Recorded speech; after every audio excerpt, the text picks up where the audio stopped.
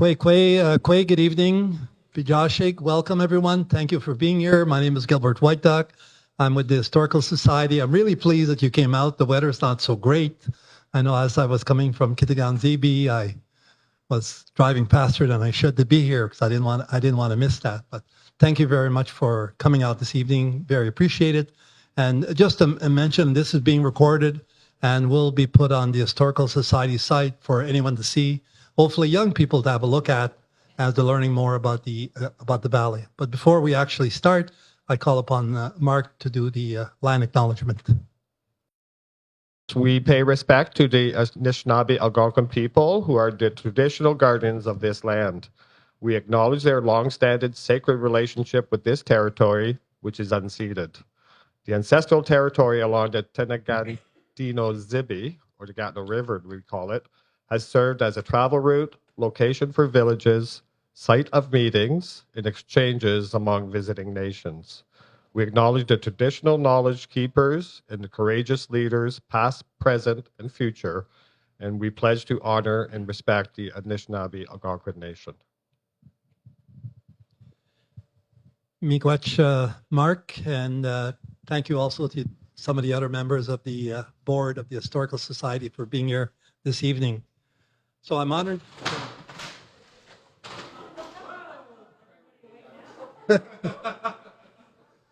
I'm honored this evening to welcome Georges Lafontaine, that I've known for quite a few years, all the way back when he was in charge of a local newspaper and whatnot. But I just want to give you a little bit of his background if you haven't read it. George was born in Messines, where he still lives on the land of his ancestors. He was a journalist for the weekly newspaper La Gazette of Maniwaki before his experience in Hearst, Ontario. He returned to Maniwaki to participate in the launch of this CHGA community radio, which is still going, in 1980, of which he was the first journalist. He returned to writing by joining the newspaper La Gatineau a couple of years later. He left in 1985 to join the MRC de la Vallée-de-la-Gatineau as a research officer. Then he made the leap into provincial politics in 1989 as political attaché to the Gatineau MP. A few years later, he returned to his first love and bought the newspaper where he got his start, La Gazette, and 2 years later created CFOR, another radio station in Maniwaki. He subsequently began writing fiction, and the first novel he published, Des cendres sur la glace, won the Archambault Literary Award. This novel will be translated into English, and it means ashes on ice. He published 3 other novels, including Lafontaine, which was the winner of the literary prize from the newspaper Droit in 2010. He joined the Algonquin-Anishinabe Nation Tribal Council in 2009 as an information officer, a position he held until his retirement in 2022. It was in this context that he became familiar with the Anishinaabe people and that he got to know the character of Tessouat, the chief of the Kichsipperinin, during the research carried out for the Tribal Council. So I thank you, George, for coming out this evening to really enlighten us about really a powerful Anishinaabe chief, Tessouat. Thank you very much, Gilbert. That's a nice presentation, too much almost. Firstly, my presentation will be in both language. That's what they told me. So I wrote my text in French first, and then I'm going to try to translate as much as I can. And don't let me forget if you don't understand anything. I'd like to say first that before I work at the Tribal Council, that's where I was in contact with Tessouat. I was thinking I was knowing Algonquin people. Then I realized that I was knowing nothing. Somebody would say that's the beginning of being wise a bit. C'est le début de la sagesse, knowing that you don't know much. So I start to read, and I want to know what it was at the beginning when the first European arrived. So I start to read stuff like Jacques Cartier, not much Jacques Cartier because he didn't write much about that, but Samuel de Champlain, who wrote a lot about his experience, and also the Jesuit, who wrote about that. Not always in good word, I would say. There was a lot of racism and bias about that, but still, you find information. That's where you find information, and you get that. That's where I read the first time about Tessouat, and I was amazed that this man was not more known, not only by the First Nation, by any Canadian. Because for me, and I will tell you will see why I say that. For me, he's as much a father of the nation as Champlain could have been. Because if it were not about him, things would have been a lot different. There will not be that alliance that was created between the European, the French, and three nation. But then, because those three nations have allied, it was one of the biggest, largest alliance that was created in what called the New World. So that's what we don't know exactly his age, and why we make. Why I just want to tell you why I made research. I heard about that with Tessouat. Then at the chief of meeting, there was two chiefs, two white ducks, one in Kichsipperinin, Jean-Guy, the brother of Gilbert, who started to speak about Tessouat. Something should be done. So our ancestor, and then Kirby White Duck of Pikwakanagan, who said the same thing. So I started to make my research of that and decide we should, with the agreement of the chief, we should present a request for money to have a statue of Tessouat somewhere. And it was, as you were there the last time, maybe, at the Musée de l'Histoire, the History Museum. So what is the history? Why it should be? Let me start this little presentation.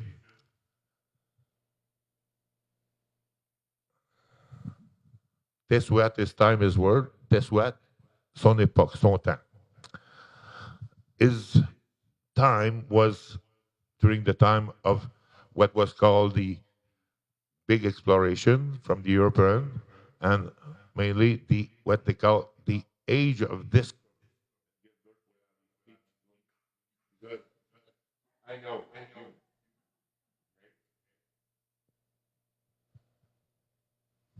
You cannot discover somebody, or you cannot discover something that is already discovered when there's already people there.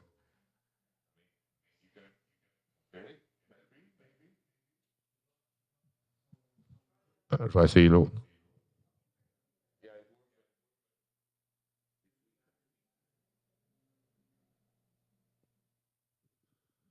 So it was the period of the big exploration between 1500 and 1600, 14 to 16. Anyway, that was the time. So Portugal, Spain, English, France, and the Dutch share the new word. Oh, okay. English and French and Dutch uh, get concentrated on North America. Les Anglais, les Français, les Hollandais se sont concentrés sur l'Amérique du Nord. Voici à quoi ressemblait là. Je ne peux pas vous dire la source exacte qui a déterminé ça, mais ça ressemblait à ça. Et on voit en vert, we see in green, that it was the Algonquin people, Algonquin speaking people. The Anishinaabe are there where we see Algonquin. But it's a large, large group that speak not exactly the same language, but very close, very close. The Ojibwe, the Cree, the Atikamekw, the Ojibwe, I said it.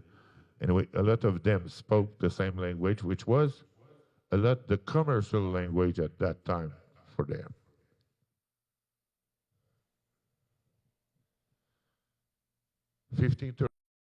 Arrival of the first European, Jacques Cartier, first who came, but didn't stay very long. Came 3 times. And then Samuel de Champlain, who arrived in 1603. Samuel de Champlain, when you have came the first time in 1603, quand Samuel de Champlain est venu, il était simplement un observateur. He was only an observator. He was not the one that drove the expedition. It was Mr. Pont-Gravé who drove that.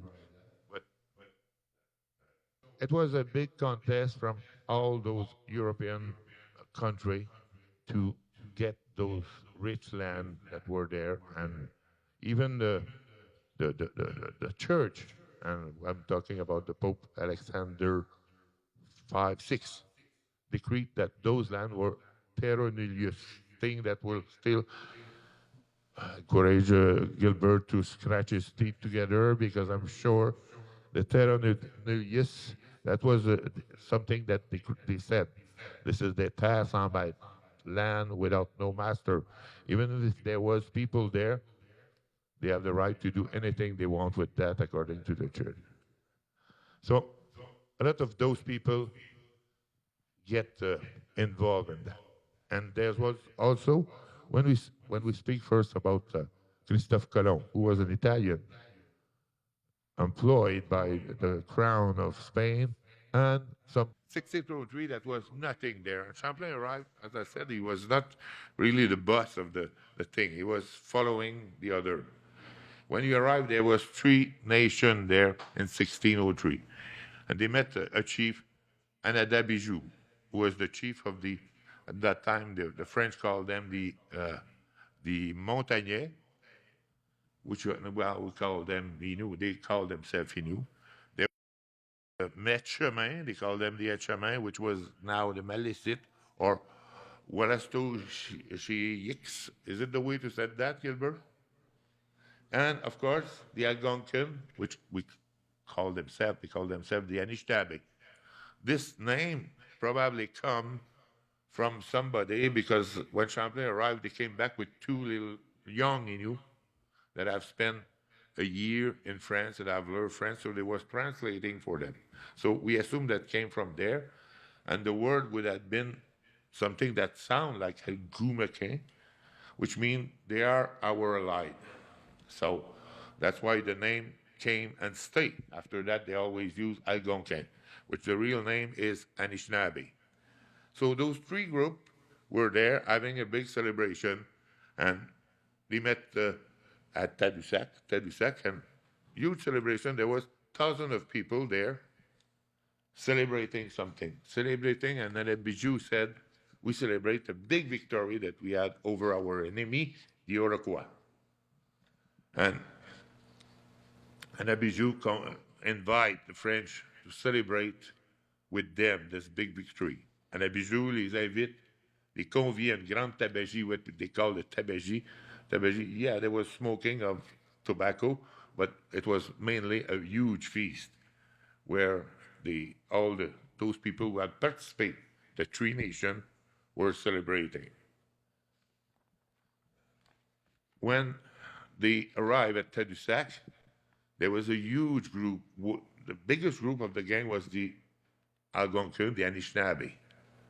And it's mentioned in the writing of Champlain that he knew arrived with 200 canoes, but there was already over 1,000 warriors there, mainly from the Anishinaabe, but also the Etchemin, the Malicite. And when Champlain arrived, they present him Tessouat. Here is how Champlain described his first meeting that he had with Tessouat. Tessouat was a tall man, but he had lost one eye, and he was limping from one leg. Because it was a big and great warrior, we assume that it come from fight that he had with other nations before. And we figure that at that time, considering he died in 1636, that he was maybe 30 years old at that time when we met Champlain in 1603. And Champlain arrived, and after I will tell you in English, because I wrote it in English. Champlain had never seen anything like it, and that's what he said himself. And I quote what he wrote, after they made a good cheer, the Algonquin, one of the 3 nations, went out of their lodge and withdrew them by themselves in an open place. They placed all their women and girls side by side, and themselves stole behind all singing and dancing in unison. Suddenly, all women and girls began to take off their deerskin robe and strip themselves stark naked, revealing their private part and wearing nothing but ornament of bead and braid cords of dyed porcupine quills in many colors.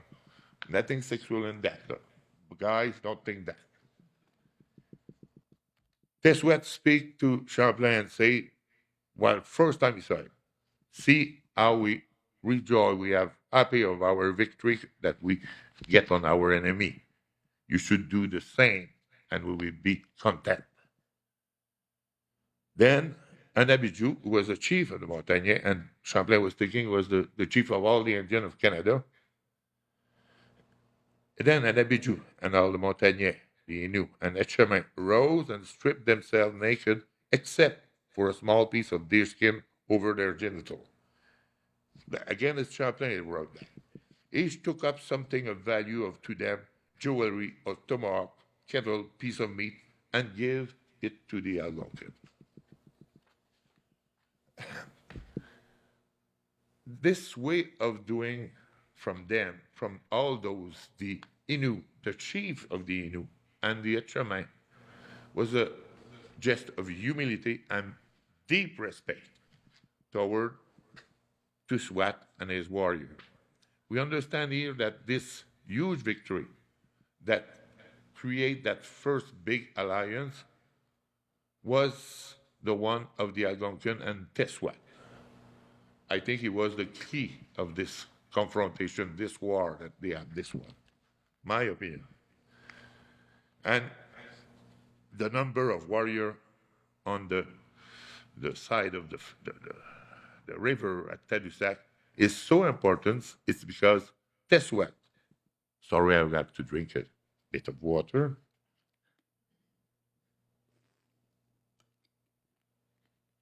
Was able, it's because Tessouat was able to unite all the Algonquin together, which is not a hard thing, easy thing. Sorry, because I will show you what was the nation at that time, the Algonquin nation, wrote by Christophe Colomb with his observation when he go up the river. There was the Kichsipperinin, of course, which was the people of the Outaouais River, which is the Outaouais never had been here, or they have been here for such a short period. I don't know what their river is named like that. And the first Europeans were calling it the Algonquin River, while of course the Algonquin called them the Kichsippi, the Great River. But that was part of them. The Iroquois, nothing with the Iroquois. It's just the name of the chief. That's the nation South River. Each river, in fact, have its kind of family. The Kichsipperinin, Rivière des Outaouais, before the Allumette Island. The Madawaskarini, Rivière Madawaska River in Ontario, which was very close to the nation river too. Waskarini, River Petite Nation, very close to the Madawaskarini. The Nibashi, Muskrat Lake. The Kotak-Koutouemi, which was, at that time was Grand Lac Victoria, which is now Kitchsakik in Loving Park. Timiskaming, around the Timiskaming Lake. Abitibi-Winnie, close to the James Bay, Rivière Ricana Abitibi. There was Michinabeqong, which is Gatineau River North, which is associated right now to people of Rapid Lake. There was other nation. They were not Algonquin, but very close by the language. Les gens de terre, Tête de Boule, Temagami, and Nipissing. All that to say that Tessouat was not the chief of all those people. Each community have not only a chief, it depends what was the meaning. There was a chief, for example, for hunter. There was a chief, a man, usually a man, that was the chief for when it was time to hunt and go to get food for the people. There was people, chief, sometimes to settle conflict between people in the same community or stuff like that. And there was the warrior chief. Tessouat was not only that, he was a warrior chief, but he was a great speaker. And when he get up and he started to speak, Champlain was an admiration. Even if he didn't understand, we assumed that the young Inuit that he had bring with him was translating, but Tessouat was speaking loud, stopping, letting a long silence, to mark the spirit of people, and then restarting again and again. So he was the Jesuit was saying that he was the speaker of his century, how much as he was a good speaker, and how he was able to convince people. Not only that, he was a good negotiator to be able to bring people from I don't know if all the committee were represented or the group, but we assume with the large group that he brought there, that they were coming from all the group of Algonquin or Anishinaabe. Of course, they were all impacted by the war with the Iroquois. All of them have suffered of fight with the Iroquois, so that convinced them. But a lot of them were on river like the river Petite Nation. They can get on that little river and being more or less more safe than Outaouais River, which was the main road where the attack with the Iroquois were coming often. But Tessouat was able to unite them and bring them in that big war. And Tessouat was very also convincing because I said he was speaking well, it was impressive. So he convinced Champlain and Pont-Gravé, I assume, but Champlain mainly, even if he was just an observer there at that time, to get allied with them and fight their enemy. And Champlain, when he arrived, was arriving with a message, not himself, but the young Innu, from the King of France, requesting the permission to establish a colony in their land, their territory. So Champlain knew that if he want to do that, if he want to respect that, and permission is important because right now a lot of people think that yes, the French won a war and they won the land. No, they just had the permission to establish a colony there, and it's still the same thing. So Champlain understand that if he want to be able to do that, he got to go with them, get allied with them, and he accept to go for. And there was different fight. There was, for example, that's the Tessouat time. Why Tessouat was so powerful? His place on the river, the Allumette Island and the Morrison Island was right in the middle of the river, which was the highway for the fur trade, the highway for the nation to go to the the trading post, like in Quebec and Tadoussac at that time. At that time, the fur trade center was Tadoussac, where was Ananabiju, the chief of the Innu. But look at that. Nobody could pass the river there without having to stop on the island. And Tessouat was an intermédiaire. I would say an intermédiaire in English. An intermédiaire in English. Intermédiaire. Between those who were coming for trade first and those who were going up. And he was collecting a pay to pass. Gilbert would not like that. I said that they were taxing the people that pass there. And that make them very powerful because they have something to say about anything that happened on the river, the Huron that were coming, those who were trying to go up. That's why when Champlain in 1613 tried to go up, that's what they didn't want him to pass. They didn't let him pass. That's just to say that 1609, Champlain participated first time in a fight with the Iroquois.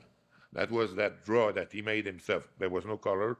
The original draw was in black and white, but it's him that draw that, where they kill 3 Iroquois chief there, and they won one fight there. With Tessouat was there, so the Algonquin were there. 1603, 1613, sorry. This is the confrontation between Tessouat and Champlain, when Champlain tried to go up the river to meet the Nipissing and eventually go to the Huron that were coming to trade fur there. But Tessouat didn't want to lose his intermediate place and losing the power that he have there. So he didn't let him pass. Never at Champlain request for canoe, request for help to go. No way he wanted to pass. Create story about wizard, the Nipissing were wizard and will kill you and all that. Champlain turned and go back to Quebec. But the year after, came back and passed around Tessouat.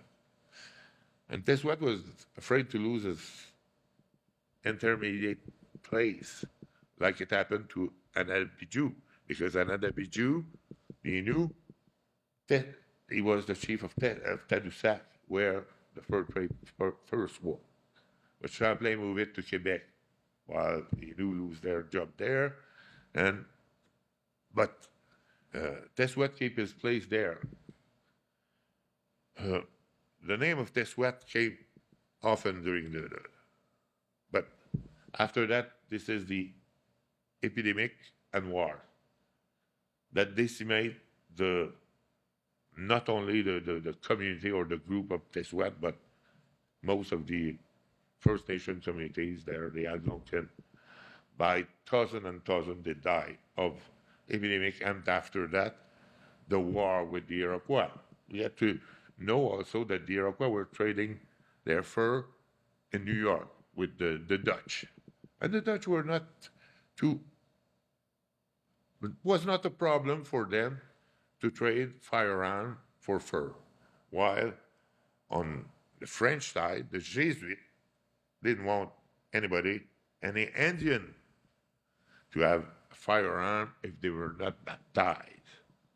Now, that was terrible, that thing of baptized. And Tessouat had suffered of that. They said a lot of things about him, because the first Tessouat, just to tell you, there was 2 Tessouat. The first Tessouat never wanted to be baptized and never had been baptized. He stayed in his belief, in his tradition, in what his word is. So it never changed. I'll go back to my thing, because I think I passed a couple of things. Yeah. We could believe that after the first confrontation with Champlain, that Tessouat would not have been anymore in the good, with the bonnes intentions de Champlain, but it's not true. As I said, even in 1629, Champlain decided he would create the first local government. Okay, that was a government, a council that would have to object to decide and settle question of common interest that they have with the French. He named 5 chiefs. There was Irowashi, an Innu chief of Tadoussac. I get to say that Anadabijou was dead at that time. Batiscan, Algonquin chief of Trois Rivers, Tessouat, and another one. And Chomina, that was supposed to be the president, I'll say that like that, of that. But that was the first organization that was supposed to be put in place there. Surprising, we never heard about that, nobody heard about that. But they were waiting for the boat to come from France to officialize that. But then in 1629, Quebec fell in the hand of the English. And all the French have to go for 3 years. So after that, when he came back, this question, it was no more question of that. I don't know if the order come from France, not to do that or what, but there was no question of that. And after that, that was the big period of the epidemic and the war with the and Champlain died 3 years later in 1635, and Tessouat, his friend, died just a year after in 1636. The interesting thing is that Tessouat came back after that. That's the only place I heard that. I don't know if that was a practice that was used in others, in a group of First Nation. But Tessouat, sorry, was so appreciated by the member of his community, by his people, that they decide, and his quality of chief and all that, that they will infuse the spirit of the old Tessouat in another new Tessouat, so that it could be reborn, resurrection of Tessouat. And there was a point where the Jesuits passed on the island, and they mentioned that the chief was dead, and they were on the process of reborn a new chief. The funny thing, strange thing, is the new Tessouat was exactly the same than the first one. He was having only one eye, having limping of one leg, and same kind of character. Less, in my opinion, was less important than the first one who made history, made stuff, a lot of stuff.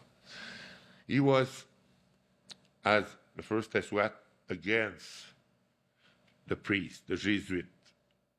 But in a sense, he was manipulated by two groups, the Montrealists who want to create Montreal, Maisonneuve, Jeanne Mance, and the Jesuits in Quebec who hate him so much. There's a point where that second Tessouat, the challenge was who will baptize him, the Jesuit or the Montrealist? And finally, it's Chaumédé de Maisonneuve who convinced him to be baptized on Jeanne Mance. So Maisonneuve would be the godfather, and Jeanne Mance would be the godmother. And he take the name of Paul. But not too long after that, he denied that have been baptized, returned to his usual practice. So that was just, we have to say, as I said, the priests didn't authorize anybody to sell fire weapons to the Indian that are not baptized. And at that time, as I said, with the epidemic and the war, Tessouat saw no other solution. He had to arm his people. And there was once where, after this, they went to Sillery to get protection from the French, but the priest, the Jesuit said, no, you cannot come here. You're not baptized. You stay out, and we don't want to see you here except if you're baptized. And I just want to, something that I wrote in the relation of the Jesuits who were writing a lot about Tessouat, how mean they were with him. See a naked man who has no shoe on his feet, or other clothing, that ugly piece of skin that cover only half of his body, disgraced by the nature, with only half of his hide because he is one-eyed, dry like an old tree without leaves. See, I see a skeleton, or rather a beggar, walking as a president and talk like a king, is to see the vanity and superb in rags. So you can see the attitude of the Jesuit about it. Just to say, and then this one died also a few years later, but in my opinion, about what I read, I feel that Tessouat should be also named as father of this nation. And he was there because of him, because our word would have been different. Probably something, they would have come. Firstly, the Europeans would have come. They were invading all North America. But it would have been different, a lot different, because this agreement stayed strong for 150 years, which is almost incredible. And it stayed, and it didn't. after the English won over the French, a lot of them stayed close to the French and fidèle, to their allies. That's why we were feeling that it was important. This picture show you when we reveal the statue. Okay, that was, well, there's me behind, but it's all chief from the Algonquin Nation. Jean-Guy, there was a representative of Winaway, Pequot-Canagan, Chief Kirby White Duck, the Grand Chief of the Tribal Council, Vernon Polson, Lance Heyman from Kibawek, and again from Winaway. What's his name again? Anyway, and this one from Timiskaming.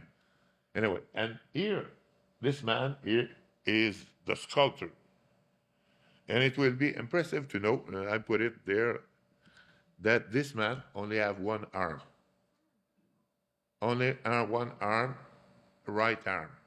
He lost his other arm when he was very young at a hockey game.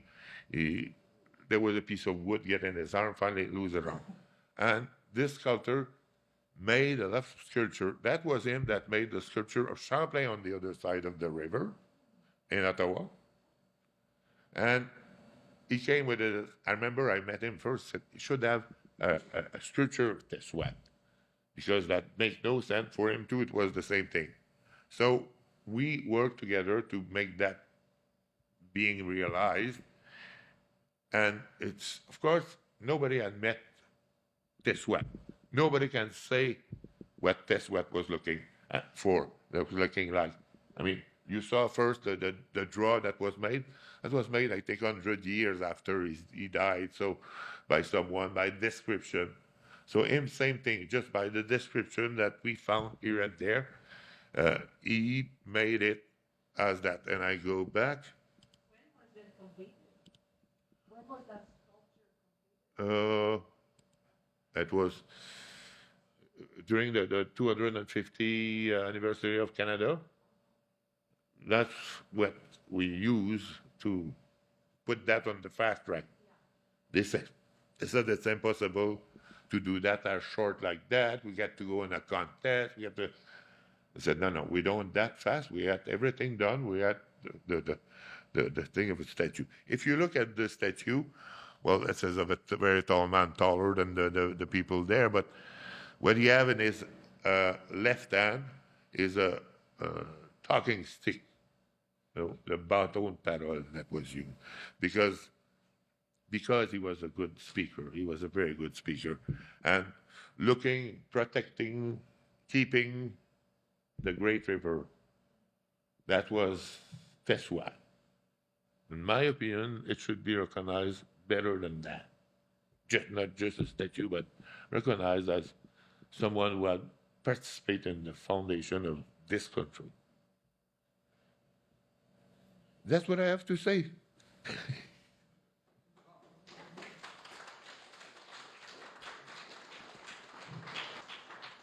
Thank you very much, George, for presenting Tessouat. Very important for the Anishinaabe, Algonquin people, certainly Gazette, as we are very connected to all of this territory, like the other communities also, and to all of the rivers that flow into the Kichsipperinin. Are there any questions from anyone? Yes.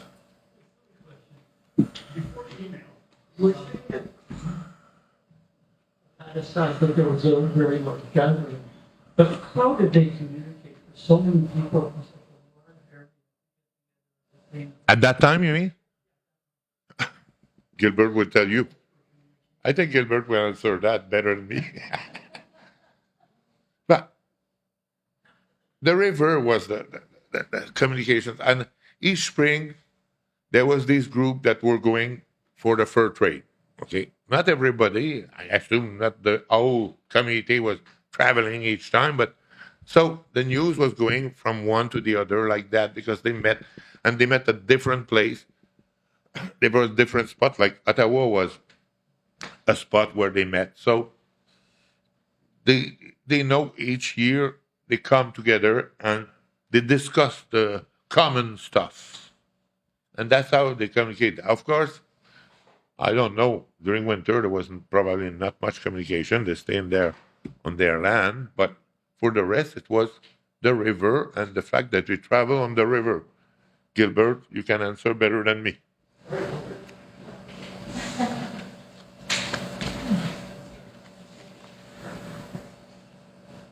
And if you want to read something interesting about the beginning of this country, take that. That's written by an American. This is surprising. Who won the Gera Prize with that? Okay, and it's the visionary adventurer who made the new world in Canada, Champlain's Dream, by David Hackett Fisher. Very good. The teaching we had on the island was, and why when Champlain comes back up in 1615 that he's able to go through, is that during the winter most of the men have left the island to go hunting and to leave, and the Iroquois come knowing that it's mostly women and children on the island, so they kind of decimate literally the island, so they're quickly weakened and knocked down. And therefore, that control that Tessouat had in the river, he no longer held. It was a toll. That's what it was. But for trade, and no one would pass without going through it. So, like George was saying, it became very powerful because of it. But it was becoming powerful for not for himself, but for the nation and people. And the other thing I would add, very important, what George does, the way Champlain writes of what he's observing from his French eyes. They call it the French eyes, in what he's seeing, whether the women are dressing themselves, and we often read that they dress themselves naked and whatnot, which all the teachings that I have would say that that would not have happened. You know, just think about it. In the middle of the summer with you, in the middle of the bush, with mosquito galore. No, there was too much respect for women as life givers for some of that.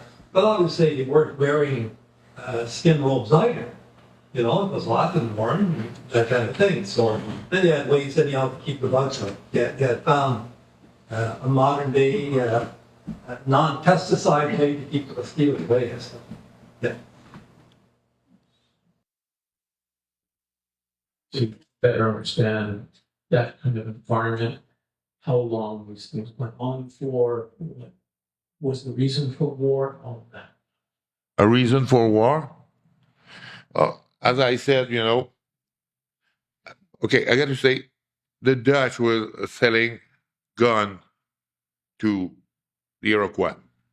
And the Dutch were saying to the Iroquois, and I read that in the I can't remember, I think it's the Jesuit, the fur from the people from north is way better than the fur that you had in south part, because less cold, less fur, more cold, more dense fur. So that's why a lot of them were coming to attack those convoy of fur that were going to Quebec, because the fur was better there. So it wasn't territorial. It was about stealing the fur. Also, but there was also the Iroquois were in fight with a lot of people, and sometimes they kidnap people to rebuild their communities also at the same time. But I mean, what I read mainly where they were coming and attacking there, it was because their fur was way, way, way better than the fur that was trapped in the south part.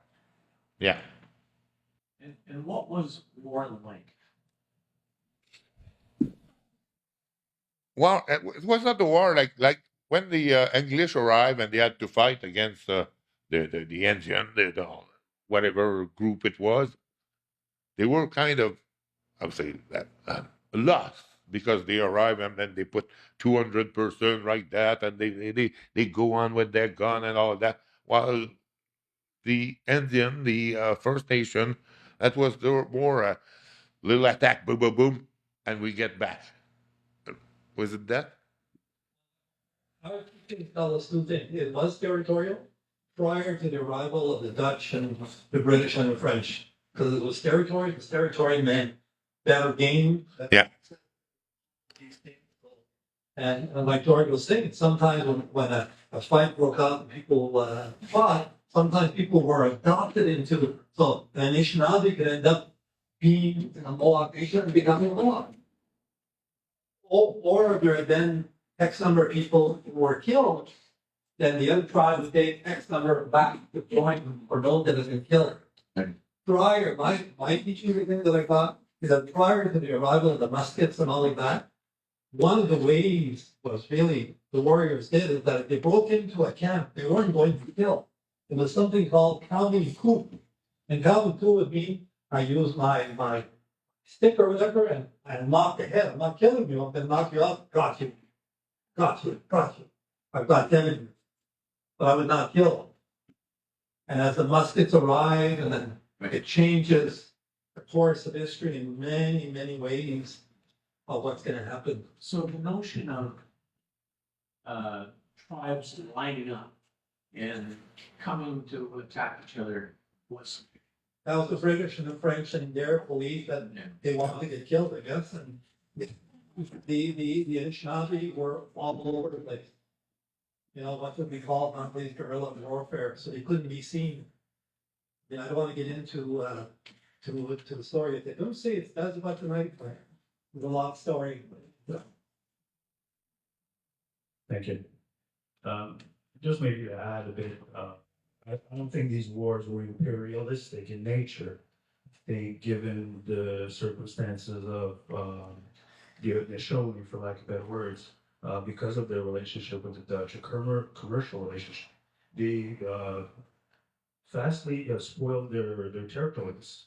So at one point they were in search of, yes, better furs, but other lands where they could acquire those furs. So they moved north of Ontario, Lake Ontario, into the Ottawa River Valley, right?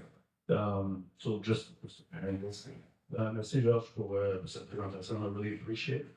I think my question really is, I'm on a journey, I've been on a journey to learn more about this interesting character.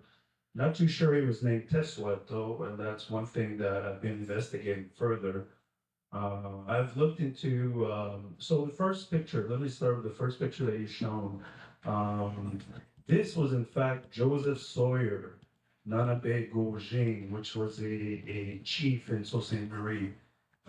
This has been established already. So this picture here. So again, just to reiterate that, yes, we're not sure what Tessouat looked like, and we're you know, even Champlain has been proven that we don't even have it. No. Even Champlain. No, There's no real portrait of Champlain. exactly, right. But as far as his name goes, there is a depiction in 1630 by Louis Nicolas, which did a sort of, it's in the Codex Canadiensis, and I can send that to you, I have it, and it's drawings done of various chiefs that he encountered in his voyage. And there's one that is supposedly attributed to, I'd say Tessouat, but it's named, there's some writings, and at the end it's written Chief Ishkuakide. So Ishkuakide. So it's close to Shkide there. When I asked the Joan and Mariette and some of the other elders, fluent speakers, knowledge holders, I was told that Ishkuakide refers to the coals, the hot coals in the fire. Fire, yeah. Yeah, I think goes well with this character here, Mr. Whatever his name is, right? Tessouat. We'll assume it's Tessouat, right? We've adopted the name Tessouat. The Anishinaabe have adopted the name Tessouat. However, it would be nice to know it's true Anishinaabe in one name, right? So that's my only comment I'll make. But thank you for investigating and sharing your knowledge with us anyway. Thank you. I'm glad you're here, Gilbert. You mentioned a religion and a couple of religious aspect of it a couple of times. How did that make inroads into this whole area? And when did it do that? Sorry, I didn't know. So the religious aspect going. The religion aspect? Yes. Oh, yeah. Well, the religion aspect, it's all over the place at that time when they arrived. Firstly, the first year that Champlain was here, there was not much priest or religion involved. Champlain was always have to go back in France and get money, get the support of the king to establish a colony in New France. And then they said, okay, well, there was also economical interest. It seemed that the Jesuits were living on the fur trade, but they said you have to bring with you priests. The first was the Récollet, and then the Jesuits came also to baptize these people. And that was, I cannot say the worst thing, but almost the worst thing that happened for the First Nation. I mean, there was not only the epidemic, and there was no story, they want to force everybody to be baptized. They tried to force Tessouat to be baptized, the second one, the first one, and the second one. The second one, they use all what they can, the gun, as I said. You want to have a gun to be protected against the Iroquois, get baptized. But also, when the epidemic arrived, they were going around to the sick people and baptize them just before they die. And then saying to the rest of the family, you will never be in paradise with them because them are baptized. You're not. So you're going to be in the limbo or something like that. And you will never again, after your death, see your parent and all that. Forcing the rest to be baptized if after life, every nation think that after life there was something, but that was not the word of the First Nation. So the religion had done a lot bad with the first, and we don't talk about the residential school and all that, those things, but that was that a lot. I mean, I feel myself. The Champlain's dream was okay until the priest arrived. Because Champlain was saying, when he first speak with the First Nation, our son will marry your daughter, and your son will marry our daughter. That was his dream. Utopic dream, maybe, but that was his dream. But when the priest arrived, that was finished, that dream. Anyone else? What? I said that I learned that I'm part Métis, and so I'm wondering if you would be able to interject anything that is Métis related. I don't have anything to say about that. I mean, everybody can claim he is Métis. I can claim I'm Métis because my great grandmother on both sides, my family arrived here on both sides, the Saumur and the Lafontaine, around 1850. And they were coming for the logging. So a lot of those families get a Algonquin woman, an Anishinaabe woman that they married. That doesn't make me an Indian. And that's not because you have a bit of blood of Indian that you pretend to be Métis. Métis, firstly, that's one group that was recognized in West. Nobody recognized Métis in Quebec, Ontario, even if they're a group that pretend to be Métis. That's a very touchy thing. If you never had lived under the Indian law, don't start to tell me that you are Indian. So, with all due respect, No, what I say, all I was simply saying is my great grandmother was Métis. me too. Not Métis. My great grandmother was Indian. Some history of the Métis as it relates. No, no. How's that relevant? Big part, how is this relevant? He's here to present this what you're asking about your own personal journey about your indigeneity. And it's okay. No, it's okay.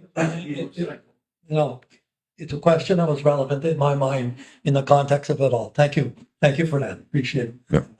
These are larger questions, Yeah. that fall into the Constitution and how things came to be. And I mean, these are the things that we need to learn more about. How these things develop and how we connected to each other and there was intermarriages and all that. And we need to recognize that, and whatnot. So with that, I do want to thank you, all of you, for coming out, taking the time, thanking George, of course, for taking of his time leaving Messines and his family to come up because he felt it important to come and present this, from his research, his work, and also work that he's done with a lot of chiefs from the Algonquin communities, hearing them share stories, and some of the elders too, obviously, that he had dealings with. So I want to say thank you, George, and of course, you need to give you a lot of Thank you again, man. Thank you very much. Very appreciate know that stuff. So, Thank you very much, everybody. be well, everyone, and have a good,